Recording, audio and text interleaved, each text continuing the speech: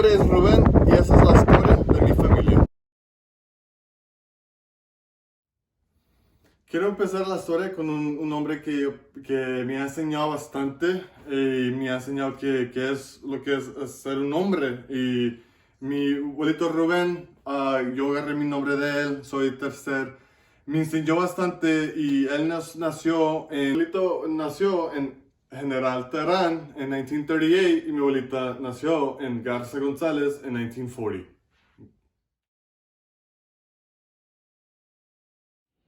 My dad was born in Monterrey in 1969. He was one of four siblings. He had two older sisters, and he had a younger brother.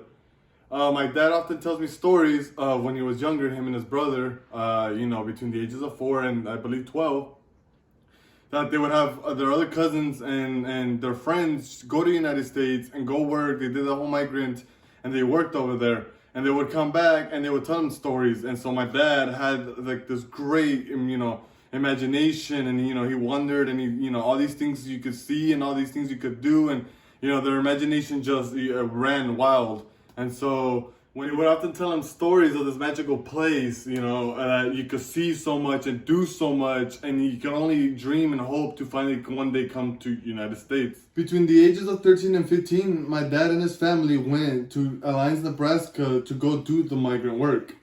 With their limited English, my grandparents were they tried their best to find the work that they could with the little English that they knew. In the ages of 16 and 19, my dad went to Washington State to pick cherries and apples. Him knowing the benefits of having your GED or having some school, he went back to school to get his during the summer and the fall to get his GED in the Columbia Passing College in Washington. Between the ages of 19 and 21, my dad and his family went to North Dakota, Hillsboro, North Dakota, to go pick up rocks. Interestingly, I did that for some time, and it's very interesting to get a piece of what my parents went through. My dad, at least, and his family went through picking up rocks in the cold, in the wet, and it didn't matter what time. Like, we just had to wake up early in the morning, and so it's very. I really do appreciate being able to get a feel for that and know what my parents went through for so long. So when my dad was in Hillsboro picking up these rocks, doing this stuff, feeling the hard labor, he always knew the benefits of school, as why he got his GED in Washington, and in Hillsboro he got a migrant grant from the council to be able to fund his school and go ahead and between the years of 1990 to 1992 in the University of Minnesota, he went ahead and he worked towards his associates between 1990 and 1992 in the University of Minnesota. At the age of 26, he got married with my mom, and they ended up having me on March 25th, 1998. After I was born, he knew he had to support and the family, so he jumped on the truck and went to work.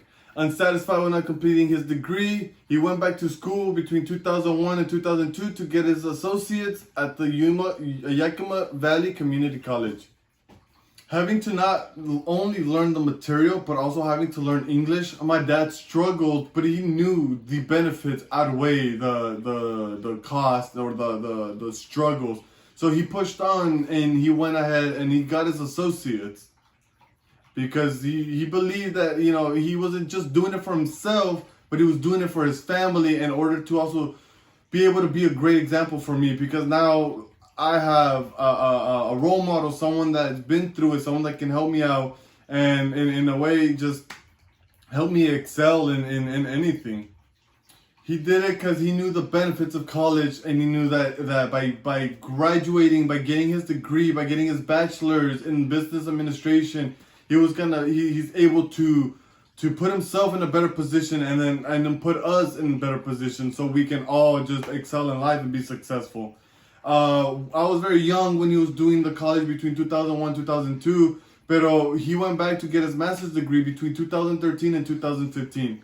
I saw my dad sacrifice many weekends and that he could spend with the family to go ahead and go back to school and get his master's in education and to one day become a principal. So my dad has showed me that anything is possible, no matter how hard something is, as long as you work for it and you push and you try and you just don't give up. Anything is possible. My dad had to learn English, and he did it, and he learned English, and he became fluent in it. Now he's a teacher, and he teaches all these business, and he teaches people how to become professionals in many areas, and he is a great role model. And my grandparents too, they also had to learn English. My grandpa became a pastor. He learned English through ministering the word of God. My grandma did too, and just by applying themselves daily, they learned they learned how to speak English and become bilingual, not just